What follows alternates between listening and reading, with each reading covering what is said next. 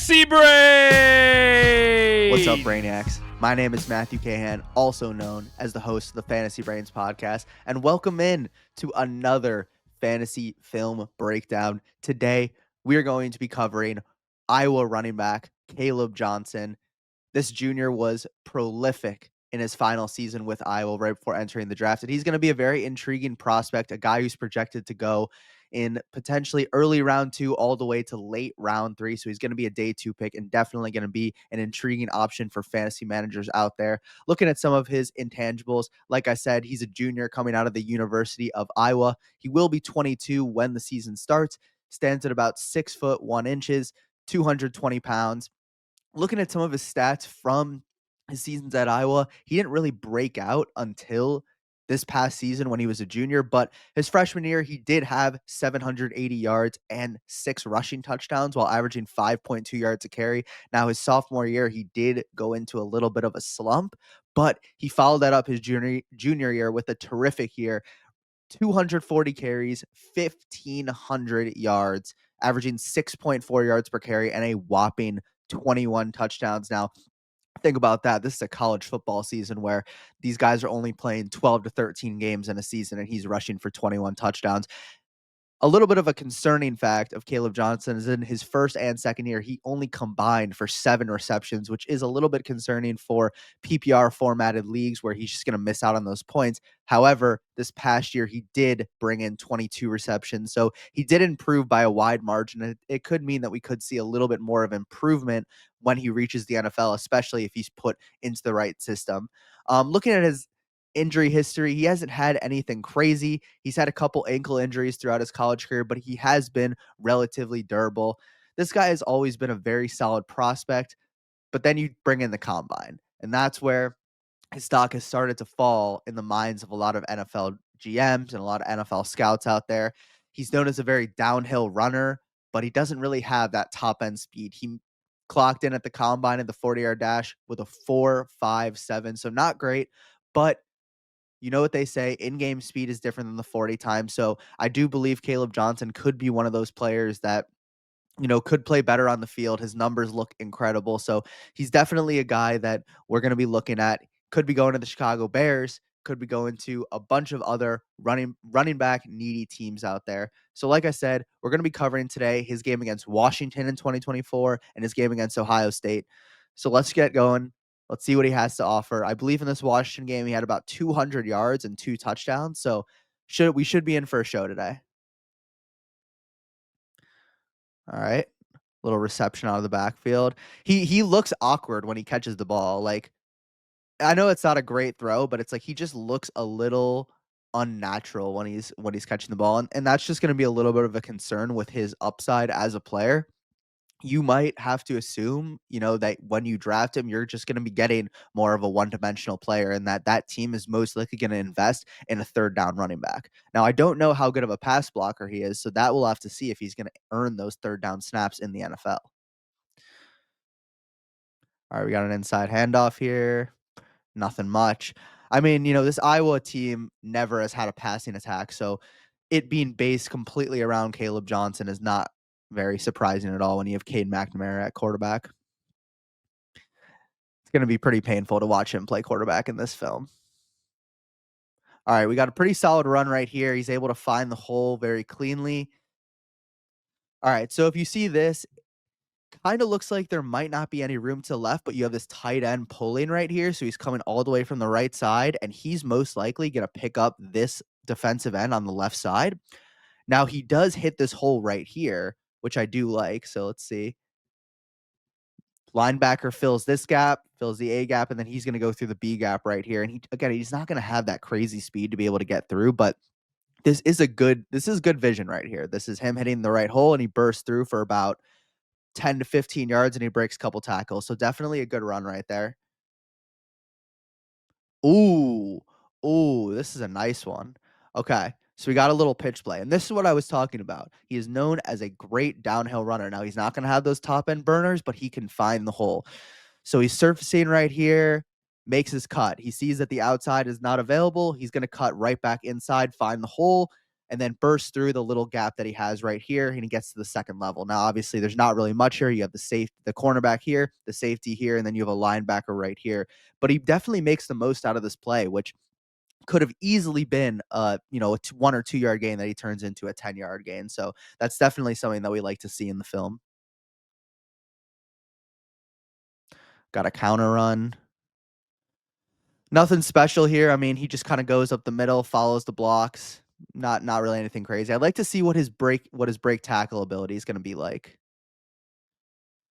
Again, stays up there, takes a couple guys to bring him down, but he looks like a really big back. He's going to be a guy that you can give the ball 20 times to in a game and feel confident about it. Another run. Now it's like this one, there's not really anything here because this edge over here is containing the back cut.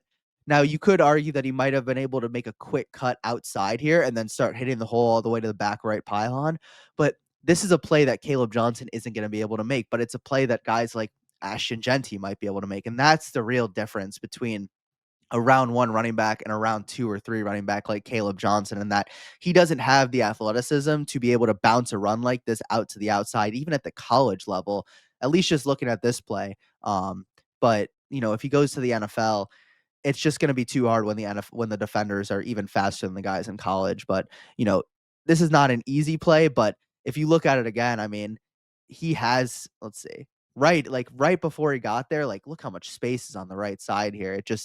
It does seem like he could have gone to bounce this out to the outside, but the vision wasn't there on that play.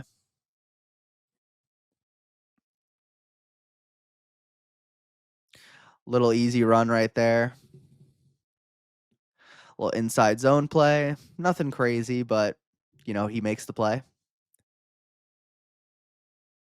I just haven't seen as much pizzazz that I'm expecting. Like he looks like a good running back and he looks like he's a guy that you can trust, but he just isn't giving me anything really special to look at here, if that makes sense. I'm not very impressed. Got a little bit of pass blocking right here. He handles that edge really well. Yeah, let's see this replay. So here he is right here. He handles this. I think this is actually a corner blitz, but he handles him very well. So look, if he can get on the field for those third down snaps, that's really all that matters because you can farm receptions out of that very easily, even if the ball is not supposed to go to you. If you're in an offense where you have a quarterback that checks down a lot, that's going to be very beneficial. Nice catch right there. Again, nothing special, but glad to see that he made that catch. Another run where he gets stopped behind the line of scrimmage. Now, again, the nose tackle does shed the block very quickly, so there's nothing really much there. But again, I'm just not really that impressed so far with what I've seen. Now, it's still early in this game, so we'll see what else he can do. Drags a couple guys with him on this play. I do like the cut to the outside here. So if we go back a little bit, he's going to take it and then cut right to the outside. Now, again, he's just not going to have that speed or athleticism to really get away from everybody, which is just a little bit concerning for the way that he wants to play. Another run up the middle. Nothing much here. Now he's lined up to the outside. Little quarterback design. Looks like if he handed that off, that would have been a touchdown, but he did not. Oh, okay. He breaks the second level here. Oh, oh. Okay, okay, okay. We got a good run. All right. So let's start from the beginning here. He did a lot on this play. This is a very, very, very impressive play. So he gets the pitch. Now there are good blocks out here. You have a double team right here. The safety number 13 is a little bit late to the party, and then you have number 42 coming up, but you have two blockers here and two blockers here. Kaleb Johnson reads where the hole is. Hole opens up, and he gets to the second level here. Now, obviously, you can see the speed is clearly not there, but he does not give up on the play, makes these two guys miss, cuts back to the inside, which kind of, I guess you could say, improves his overall football IQ of understanding where he is on the field, understanding that, he's close to the sideline. These guys are coming really fast. He can cut back easily and gain another 10 to 15 yards. And that's exactly what he did. Gets down sideline, cuts back again, and gets about a 50-yard carry. Now, again, he's not going to be a guy that's going to be breaking 70-yard runs consistently. He's going to get caught from behind. He runs a 4.57, but it does look like with his game that he runs faster than a 4.57 at the first level. When he when he accelerates, when he tries to break the first tackle, he runs as fast as most other running backs. But it's when he hits that second level, that acceleration that he has is not going to be game breaking enough to get those long touchdowns to outrun those cornerbacks. And that's the limitations that you're going to see on a guy who runs a 4.57. But I wouldn't say it's concerning enough to the point where he is too slow to be a good running back in the NFL. Another pitch play right here. Breaks the first tackle, but again, no blocks on this play, so you can't really expect much there. He does stay patient on that one. I don't know why they're double teaming him right there. I mean, I guess to be fair, again, the Iowa does not have good receivers, so can't really blame them there. Great pass block right here. Picks it up beautifully on number 13, protects his quarterback. Again, these are plays that get you on the field. And as a rookie running back, that's one of the most important things because there's so much talent in the league right now. Think about how many teams already have a good running back or at least a serviceable running back. So many. You have so many running backs coming out every single year, and you only need 1 to 2 on each team. So it's definitely something where if you can pass block, that's going to get you snaps on the field, and it's a trait that you need to have if you want to be a 3-down back in the league. Handoff up the middle, breaks a few tackles here. Again, nothing special. He just hits the hole, kind of curves, and then he's going to go up here, break a few tackles, and bring it down to the 5 or 6 yard line.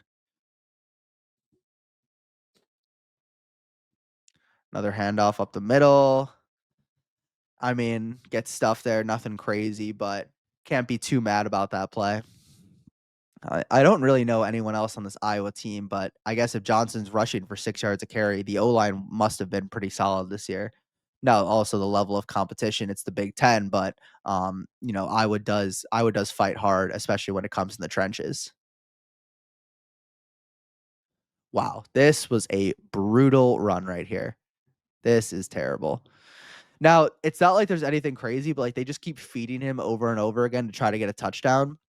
And he comes up and he just runs straight into this offensive lineman. I mean, I understand there's no hole, kind of clearly, but look at the middle right here. You have space right here in between this left tackle and this left guard. You got a space right here.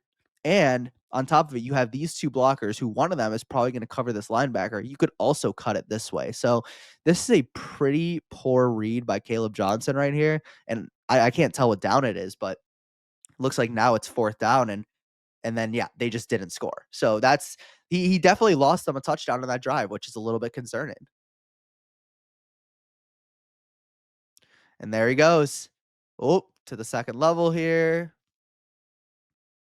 So what I'm noticing about Johnson is that he has very good cutting ability. He can cut horizontally and he can make those moves, those little quick moves, and he can find those holes. His vision is a little inconsistent though, and his speed is not there. So he can make good quality runs for himself, but he's not a home run hitter and he's going to have a lot of poor plays. A guy that it really does remind me of is Joe Mixon. Joe Mixon will go out there and he'll run really hard. You can give it to him 20, 22 times a game. He's didn't come out as a great receiver, but he learned throughout his time and he was a hard-nosed runner that ran downhill and that's what he was able to make money on with the Bengals and then eventually with the Texans last season. So, I think that's the ceiling of player that Kaleb Johnson can be. I don't think he ever has the potential to be a top 5 running back in this league. He's just not good enough. He doesn't have the skill set, but he is an intriguing player to watch so far. It's also just funny because his stat line, it's like he rushed for 170 yards in this game, but I know he had those 1 to 2 big runs, but it just doesn't seem like he's been getting much on these runs. Okay, on this one, he falls forward, kind of bulldozes over the linebacker here. Again, I'm just not seeing the agility. I honestly am not even seeing the break tackle ability. This is a nice play right here, though. Little cutback. Again, it's the same thing of what we were saying before. He gets this little inside zone. You have like the prototypical hole right here where he might be able to get up to like the 2 to 3 yard line. cuts back, fools this defender, number 42, and then scores the touchdown, gets through the hole. So that's a pretty nice run right there. But it's kind of rinse and repeat with him. It's like we're seeing the same game over, or sorry, the same play over and over again that's working. And that's where it's a little bit concerning. But that'll end off the Iowa game. Let's get on to the Ohio State game now. All right. Here we are now in the Ohio State game. Now, again, he did have a good game. He had about 90 rushing yards and a touchdown, but this is obviously a much tougher defense. So it's going to be a little bit harder to go off, especially when you're playing with Iowa, who is not going to have as good prospects as OSU. Gets completely destroyed at the line of scrimmage here. Nothing really there for him to even run behind. Pass blocking. I mean, it's just hard to get excited about a player like this, honestly. He just is not anything special. That's really what I've just garnered from this video is it's not that he's a bad running back. I'm sure he can find a role in the NFL. He could find a starting role, but this guy is not a game changer by any means. He is not going to have security. I could see him being a player that could be replaced at any moment, and I don't think a team is going to spend a premium pick on him. Now, what I will say is I have seen a lot of people saying, a team like the Bears should draft him. And I agree. You got a downhill runner. He's not going to cost a high pick. It's not a bad play. And I don't mind it, but he's not a guy that I'm going to be like excited about in our offense. Nobody's going to fear him as a running back. He's going to be a guy that, is going to get the ball, but game plans will not be based around stopping him ever. And if it is, it'll be more on the O line as opposed to him. So far in this Ohio State game, he's barely even touching the ball. Another run. Nothing here. I mean, again, there's not really much of a hole, but you have the safety coming down on the left side. All he could really do is maybe bounce it out to the left. But against Ohio State especially, he definitely doesn't have that speed. But that's what I would have done if I was him. Helping out in the pass pro. And it's like, again, we talked about his routes as a receiving back. Like he makes those plays. He'll get checkdowns in the NFL. But have we seen one design route for him? Have we seen a screen pass for him? Not yet. It's a little bit concerning because it means they don't believe in him to be able to get open by himself. They're not going to create those plays for him, which, again, makes him one-dimensional, which is not going to fly in the NFL.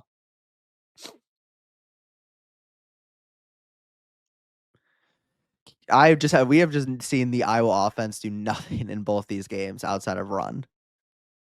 That was a nice throw right there, Cade. But it's just kind of funny because their offense is just always known as being terrible. Okay. Pretty nice little stop and go right here. Little jet sweep to the right. Now he does have good patience. He knows how to follow his blocks. He is always looking for the hole. And so he does a little stop and go, gets to the outside here. And obviously, again, he's not fast enough, and most players wouldn't be. But he does gain an extra 5 to 6 yards on that, which is, a good sign for him. Play action here. They put him out on a route, and it's like, I'm not expecting him to have a good route there because they just put him on a streak. But again, it's nothing special. Nice reception out of the backfield here, but doesn't do anything with it. He gets destroyed by the first linebacker he sees.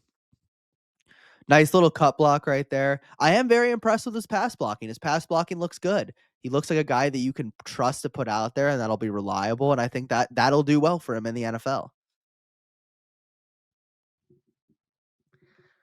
There's just no room on these runs. I believe he didn't even have a terrible game. I think he had like only 16 carries for 90 yards, which still averages out to about 5 to 6 yards a carry, which you're going to take in the NFL. If you average 5 yards a carry, that's incredible.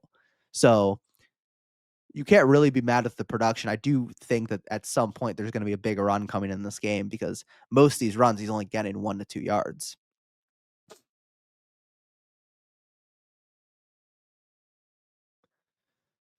Yeah, I mean, there's just not much in this game so far that I'm really liking. Oh, and there we go. There's the big run. Okay. Nice little play right here. Probably the best of the day for him. Now he does have a wide open hole at the start, but once he hits the first defender that he faces, number 0, shrugs off him with a little bit of a stiff arm, right? Not a stiff arm, but he just breaks that tackle and gets to the outside to get around this blocker, which makes it harder for this defender to get to him. breaks it out to the outside here. And again, this is also Kaleb Downs, who's one of the best players in college football. He's not going to make this play, but I would at this point, when you see you only have this much space and this is the last guy, you got to try to cut inside here. Like, that's the only option. And I know he's playing kind of cover there, so there's not as much he could do, but that's a great run right there and probably the best run for the day for him, especially again going against an Ohio State team where that's really the first broken tackle we've kind of fully seen in this film. That was an awful throw. Hawk him down. Okay. Love the effort on this play right here. I mean, it's not really anything you're looking for, but he does finish up with that play and makes a touchdown saving tackle there. So can't fault him at that.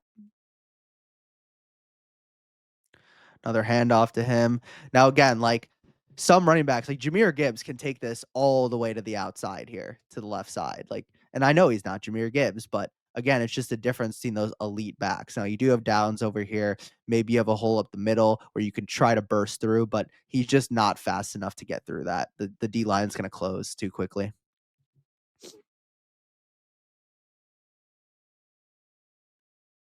Ooh, took a massive hit on that play right there. Another handoff. Like, solid patience. It's really tough for him because the O-line is not great, especially against Ohio State. But again, it's like there are very limited plays where we are or at least I am, consistently impressed with what he's bringing to the table. Little misdirection. And look, I will say the offense is based around him, so they are trying to take him out, which means that he's going to face a lot of stacked boxes. But I think the best situation for him in the NFL would be, a team like the Bears, a team like the Raiders, a team that's going to run the ball 20 to 25 times a game with their stud guy, and a team that's also going to, finish that thought, but we got a big run right here. Start from the beginning. I actually missed the start of it, but we got an inside zone. We'll see it from the other angle, but he gets through that little gap right there, gets to the second level. Little stiff arm on the safety here, and he's off to the races. Now that's a great play right there. We'll see it from this angle. Let's see that hole. Pretty solid hole, but it's not that big, and he gets through it very cleanly. Cornerback doesn't have a good angle at him at all, and he shrugs him off easily, and he's off to the races for a touchdown. Now, like I was saying before, again, he's not a guy that's really going to give you any crazy production. And I'm not very impressed with what I've seen out of his film so far. I'm really not. He's a player that has a very high floor in the NFL, but not a high ceiling. I think he could easily go in there and be a starter for a team. I think he could easily go in there and be a guy that splits 50-50. He's going to take kind of a Zach Moss role, you might say, with the Bengals last year, where he's going to be their first and second down back. I'm saying early season Zach Moss, to be clear. Takes like a lot of the first and second down snaps and then the pass pro snaps, but he's not really going to bring any of that explosiveness to the table. I see very similar comparisons for David Montgomery with him, but without the broken tackle ability. Like I said earlier, Joe Mixon as well. So I think with Johnson, if you're somebody that's interested in him, you're hoping that he's going to land in a good situation and become the starter in round 2. That would be the most ideal situation, but he easily could fall to round 3 with the amount of talent and the amount of speed in this draft class at the running back position. So I will say I'm really not impressed with Kaleb Johnson. He's definitely a good amount worse than Omarion Hampton, as well as Ashton Genty, which are the couple guys that we've scouted so far, along with TreVeyon Henderson. So I do think those guys are all levels ahead of him. And if I'm a team like the Bears or the Raiders or the Cowboys out there, I would definitely be willing to pay a little bit more of a premium price for one of those other guys than Kaleb Johnson, or waiting even more and taking one of those later round guys like Jaden Blue or, Devin Neal or one of those guys. So that'll cap off this fantasy film breakdown on Kaleb Johnson. Definitely let us know what other players you want to see out there, what other things you want me to talk about. If you want me to include highlights, if you want me to include more information about him, definitely let us know. Also, make sure to follow all of our socials at Leatherbrains. Also, make sure to hit that subscribe button on our YouTube. We really hope everybody enjoyed, and we'll see you next time. My next film breakdown will be on Luther Burden. 3, 2, 1. Got a blast! Thanks for checking out the Fantasy Brains.